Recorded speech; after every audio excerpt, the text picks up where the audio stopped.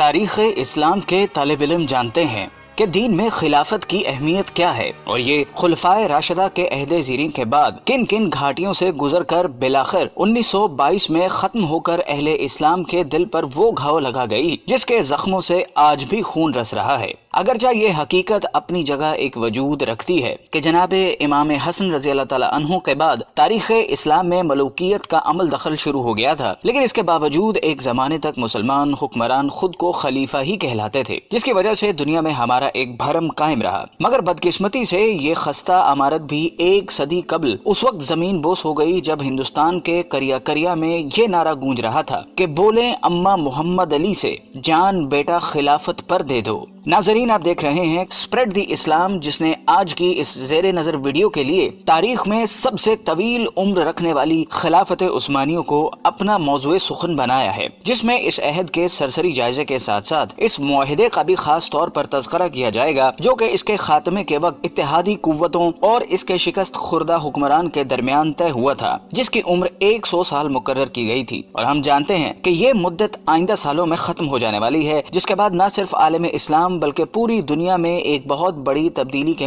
ناظرین، بنو امیہ کی حکومت کے خاتمے کے بعد 132 ہجری میں خلافت بنو عباس کا قیام عمل میں آیا، جو کہ قریب 5 صدیوں تک قائم رہی، اور اس زمانے میں بغداد نہ صرف علم و حکمت کا گھر تصور ہوتا تھا بلکہ اس کا شمار دنیا کی طاقتور ترین حکومتوں میں بھی ہوتا تھا، جس کو ہارون الرشید اور مامون الرشید جیسے خلفاء نے قوت و حشمت کی بلندیوں تک پہنچا دیا تھا۔ لیکن فطرت کے اس اصول یعنی ہر کمال رزوال کے تناظر میں جب 8ویں خلیفہ معتصم باللہ کے بعد عباسیوں نے محض ہوس اقتدار کو اپنا مطمع نظر بنا لیا تو ہلاکو خاں کے ہاتھوں اس کا بھی خاتمہ ہو گیا، اور یہ تاریخ اسلام کا وہ خونی باب ہے جس کو رقم کرنے کے لیے شیر کا کلیجہ درکار ہے۔ لیکن چونکہ آج کا ہمارا موضوع خلافت عثمانیہ ہے جس نے اسی راک سے جنم لیا، سو ہم اسی تک محدود رہتے ہوئے ابھی اس سے صرف نظر کریں گے۔ ناظرین محترم، عین ان لمحات میں جب بلا لحاظ عمر و جنس مسلمانوں کا خون بغداد کی گلیوں کو سیراب کر رہا تھا اور تاتاریوں نے صرف مسلمانوں پر زندگی حرام کر دی تھی کہ ایک دیندار گھرانے میں ایک بچے نے آنکھ کھولی اور اس کے والدین نے نومولود کا نام عثمان رکھا، جس سے ان نامہربان موسموں میں ہر ممکن حد تک اچھی تربیت کی گئی، اور جب وہ جوانی کی حدود میں پہنچا تو اس نے اپنا روحانی تعلق ایک درویش خدا مست سے قائم کر لیا، اور پھر ایک دن اس نے خواب دیکھا کہ اس کے مرشد کے سینے سے ایک چاند نکل کر اس پر سایہ فگن ہو گیا ہے۔ ساتھ ہی اس نے دیکھا کہ اس کے قدموں سے ایک درخت نے جنم لیا جو دیکھتے ہی دیکھتے نہ صرف جوان ہو گیا بلکہ اس کی شاخوں نے دنیا کے ایک بہت بڑے حصے کو بھی اپنی لپیٹ میں لے لیا ہے، اور اسی کی کوکھ سے اس نے 4 دریاؤں اور 4 پہاڑوں کو بھی نکلتے دیکھا۔ خواب سے بیداری کے بعد جب عثمان نے یہ خواب اپنے پیر و مرشد کے سامنے بیان کیا تو انہوں نے کہا، مبارک ہو، اللہ نے تمہیں اور تمہاری اولاد کو اپنے دین کے لیے چن لیا ہے۔ ناظرین گرامی، یہ 1299 کا سال تھا جب فطرت نے عثمان کو دولت عثمانیہ قائم کرنے کی قوت بخشی۔ یہ نوزائندہ اسلامی مملکت اس بازنطینی حکومت کے پڑوس میں قائم ہوئی جس کو آج ہم اہل روم کی حکومت سے موسوم کرتے ہیں۔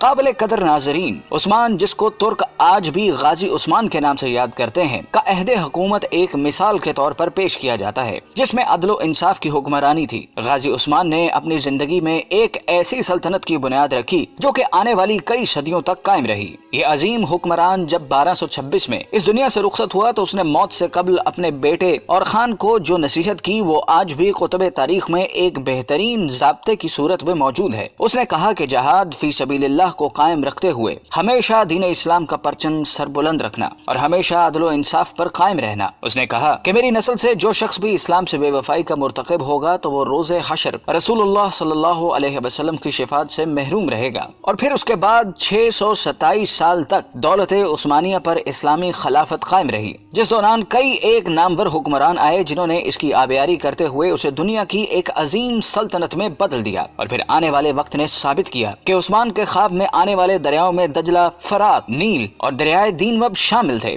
جبکہ پہاڑوں میں کوہ طور، کوہ بلقان، کوہ کاف اور کوہ اطلس تھے، جو کہ بعد ازاں اس کی قلم روح کا حصہ بنے۔ ناظرین گرامی، جیسا کہ ہم نے عرض کیا کہ 1922 میں اس وقت خلافت عثمانیہ کو ایک بین الاقوامی معاہدے کی روح سے ختم کر دیا گیا، جس کے بعد اسلامی حکومتی مرکز کی چھتری سے نکل کر علیحدہ تشخص کی حامل ہو گئیں۔ لیکن ہم میں سے بہت کم لوگ ایسے ہیں جو اس معاہدے کے بارے میں آگاہ ہوں، جن کی تفصیلات ہم آپ کے سامنے رکھ رہے ہیں، جن کو جاننے کے بعد ہمیں امید ہے کہ آپ دنیا کے موجودہ حالات اور اس میں عالم اسلام کے حالت زار کے بارے میں بہتر تجزیہ کر سکیں گے۔ جب پہلی جنگ عظیم کے بعد ترکوں کو شکست فاش کا سامنا کرنا پڑا، تو اس کے بعد اتحادی ممالک، جن میں برطانیہ اور فرانس جیسی قوتیں شامل تھیں، نے ترک سلطان سے معاہدے میں یہ شرطیں منوائیں، جن کے مطابق سلطان کی تمام ذاتی املاک کو ضبط کر لیا گیا۔ خلافت عثمانیہ، جو کہ 3 بر اعظموں پر پھیلی تھی، کو توڑ دیا گیا، اور آپ اس کی وسعت کا اندازہ لگانا چاہیں تو حیران رہ جائیں گے کہ اس کو توڑنے کے بعد دنیا میں 40 آزاد ممالک وجود میں آئے، جن میں آج کی دنیا کے بیشتر اسلامی ملک شامل ہیں۔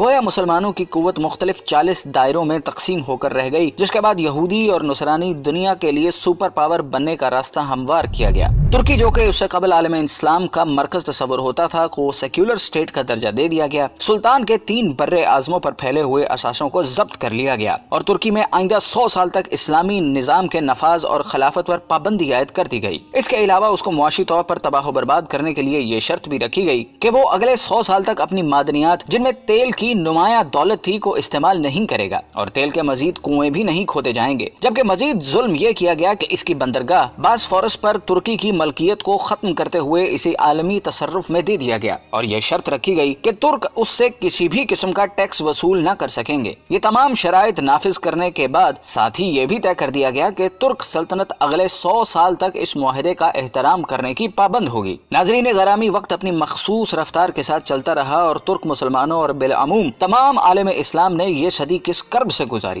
اگر اس داستان خون رنگ کو لکھنے کی جسارت کی جائے تو ظاہر ہے ایک پوری کتاب کی ضرورت پڑے گی، لیکن یہ عہد پرآشوب اپنی تمام تر حشر سامانیوں کے ساتھ اب اپنی آخری سانسیں لے رہا ہے، اور اب مزید کچھ سال بعد ترکی اس معاہدے سے آزاد ہونے والا ہے، جس نے 100 سال تک اس کی آزادی کو اس سے چھینے رکھا۔ لیکن جو وقت قریب آ رہا ہے، تو اسلام مخالف قوتوں کی راتوں کی نیند میں خلل آنے لگا ہے کہ اس معاہدے کے بعد دنیا میں ایک بار پھر نئے دور کا آغاز ہونے والا ہے، جس کی طاقتور شہادتیں ترکی کی موجودہ قیادت، جو کہ مرد حر طیب اردغان کا قول و عمل دے رہا ہے۔ ہر چند کے گزشتہ 1 صدی میں ترکی کو اسلام سے دور رکھنے کی ہر ممکنہ کوشش کی گئی، لیکن اس کے باوجود حالات گواہی دے رہے ہیں کہ وہ چنگاری جس کو اغیار نے اپنی مکاری سے دبانے کی سرتوڑ کوششیں کی، وہ ایک بار پھر شعلہ بننے کے لیے بےتاب ہیں۔ بلکہ اگر طیب اردغان کے طرز عمل پر ذرا سا بھی غور کریں تو یہ بات کھل کر سامنے آتی ہے کہ برما کا معاملہ ہو یا کشمیر کا مسئلہ، سب سے پہلے مسلمانوں کے حق میں جو آواز بلند ہوتی ہے وہ طیب اردغان کا نعرہ مستانہ ہوتا ہے۔ بلکہ حال ہی میں جب امریکی صدر ٹرمپ نے پاکستان کے خلاف زبان کھولی تو اس کی مذمت بھی سب سے پہلے ترکی کی سرزمین ہی سے کی گئی، اور جب یہ معاہدہ اپنی موت مر جائے گا تو پھر حالات کیا رخ اختیار کریں گے، اس کا اندازہ لگانا کوئی زیادہ مشکل کام نہیں۔ بلکہ طیب اردغان کا یہ بیان کہ 2023 کے بعد ترکی پہلے جیسا بیمار ملک نہیں رہے گا، بلکہ وہ عالمی سیاست میں ایک صحت مند کردار ادا کرے گا، اس بات کا غماز ہے کہ آنے والے وقتوں کے لیے خود کو تیار کر چکا ہے، اور شاید اقبال کا اس شعر کی تفسیر آمدہ برسوں میں آنے والی ہے: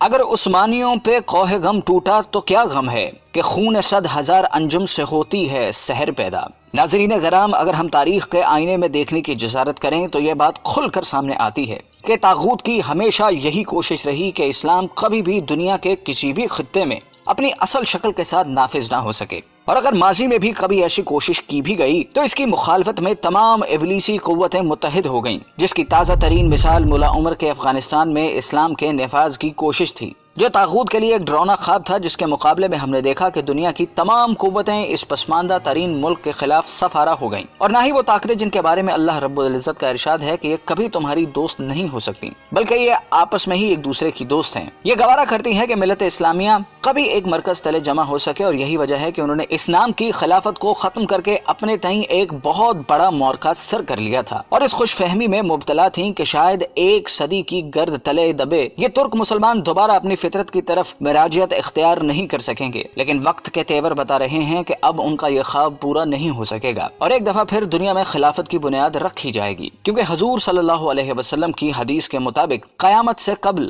خلافت قائم ہو کر رہے گی۔ قال رسول اللہ صلی اللہ علیہ وسلم تکون النبوۃ فیکم ما شاء اللہ ان تکون، نبوت رہے گی تمہارے مابین مسلمانوں جب تک کہ اللہ چاہے گا کہ وہ رہے، یعنی میں رہوں گا۔ ثم یرفع اللہ اذا شاء یرفعها، پھر اللہ اسے اٹھا لے گا جب اللہ چاہے گا کہ اسے اٹھا لے، یعنی پھر میرا انتقال ہو جائے گا، نبوت ختم ہو جائے گی، اب تمہارے مابین نبوت کی برکات و سعادتیں نہیں رہیں۔ ثم تکون خلافۃ علی منہاج النبوہ، پھر اس کے بعد ایک دور ہوگا خلافت کا جو بالکل نبوت کے طریق پر ہوگی، نبوت کے نقش قدم پر ہوگی، جو نظام میں نے قائم کیا جوں کا توں، بغیر کسی بال کے فرق کے وہ قائم رہے۔ فتکون ما شاء اللہ ان تکون، پھر وہ بھی رہے گا جب تک کہ اللہ چاہے گا کہ رہے۔ ثم یرفع اللہ اذا شاء یرفعها، پھر اللہ اسے بھی اٹھا لے گا جب چاہے گا کہ اٹھا لے۔ ثم تکون ملکا عاضا، عض یعض کہتے ہیں دانتوں سے کاٹنے کو۔ پھر اس کے بعد ایک دور آئے گا جو کاٹ کھانے والی ملوکیت کا دور ہوگا۔ یہ جیسا کہ میں عرض کر چکا ہوں، یہ ملوکیت جو مسلمانوں کی تھی، اور ان میں جو مظالم ہوئے ہیں، اچھے لوگ بھی آئے ہیں، یقیناً آئے ہیں، آخر 12 خلفاء کی تعداد انہی میں سے پوری ہوگی۔ ثم تکون ملکا عاضا، پھر کاٹ کھانے والی ملوکیت آئے گی۔ فتکون ما شاء اللہ ان تکون، تو وہ بھی رہے گی جب تک اللہ چاہے گا۔ ثم یرفع اللہ اذا شاء یرفعها، پھر اللہ اٹھا لے گا اسے بھی جب چاہے گا۔ ثم تکون ملکا جبریا، پھر ایک مجبوری والی ملوکیت آئے گی، غلامی والی، جس کو ہم ویسٹرن کولونیلزم کہتے ہیں، یورپین کولونیلزم۔ کہیں انگریز ملکہ وکٹوریہ کے ہم غلام ہو گئے، کہیں جو ہے ہسپانوی آ گئے، کہیں پر اطالوی آ گئے، کہیں پر فرانسیسی آ گئے، کہیں پر ولندیزی آ گئے، کہیں پر پرتگیزی آ گئے، اس طرح سے پورا عالم اسلام گرفت میں آ گیا۔ ثم تکون ملکا جبریا فتکون ما شاء اللہ ان تکون، پھر وہ بھی رہے گا جب تک کہ اللہ چاہے گا۔ ثم یرفع اللہ اذا شاء یرفع، پھر اللہ اسے بھی اٹھا لے گا جب چاہے گا کہ اٹھا لے۔ ثم تکون خلافۃ علی منہاج النبوہ، پھر آئے گا ایک دور خلافت علی منہاج النبوہ کا۔ ثم سکت النبی صلی اللہ علیہ وسلم، اس کے بعد خاموش ہو گئے حضور۔ تاریخ انسانی کا یہ آخری دور ہوگا۔ مسند احمد میں موجود حدیث کے مطابق حضور صلی اللہ علیہ وسلم نے 5 ادوار کا ذکر فرمایا ہے۔ آپ صلی اللہ علیہ وسلم نے فرمایا کہ تمہارے اندر نبوت کا دور رہے گا جب تک اللہ چاہے، پھر اللہ اسے اٹھا لے گا جب اٹھانا چاہے گا، یعنی جب تک حضور صلی اللہ علیہ وسلم رہے وہ دور رہا۔ اس کے بعد حضور صلی اللہ علیہ وسلم نے دوسرے دور کا ذکر فرمایا، پھر خلافت منہاج النبوہ قائم ہوگی، پس یہ دوسرا دور بھی جاری رہے گا جب تک اللہ چاہے گا، پھر جب اللہ چاہے گا اسے بھی اٹھا لے گا۔ اس کے بعد حضور نے تیسرے دور کا ذکر فرمایا کہ اس کے بعد کاٹ کھانے والی حکومت کا دور آئے گا۔ حکومت کا یہ دور بنو امیہ اور بنو عباس کی ملوکیت کا دور تھا۔ آپ نے ارشاد فرمایا یہ دور بھی رہے گا جب تک اللہ چاہے گا، پھر اسے بھی ختم فرما دے گا۔ پھر حضور صلی اللہ علیہ وسلم نے چوتھے دور کا ذکر فرمایا، پھر جابرانہ بادشاہت کا ایک دور آئے گا۔ جابرانہ بادشاہت سے مراد غیروں کی غلامی کا زمانہ ہے۔ پھر حضور نے 5ویں دور کا ذکر فرمایا کہ پھر خلافت منہاج النبوت قائم ہوگی، یعنی پھر پہلے ہی کی طرح خلافت کا دور آئے گا جو نبوت کے نقشے پر ہی قائم ہوگا۔ ہمارا ایمان ہے کہ وہ دور لازماً آئے گا جس کی خبر حضور نے دے دی ہے کہ آپ صلی اللہ علیہ وسلم سچے ہیں اور آپ کی خبر کبھی غلط نہیں ہو سکتی۔ ناظرین گرام، خلافت عثمانیہ کی سرزمین پر طیب اردغان جیسی شخصیت کی موجودگی اس بات کی دلالت کر رہی ہے کہ شاید آنے والا وقت ایک دفعہ پھر اس امت کو ایک جھنڈے تلے جمع کرنے کے لیے اپنی چال چل چکا ہے۔ ہماری دعا ہے کہ خدا وہ وقت جلدی لائے کہ امت کے ان زرخیز اور مقدر دماغوں کے اندر وہ احساس زیاں جنم لے سکے جو کہ اتحاد امت کے راستوں کا نقیب بن سکے۔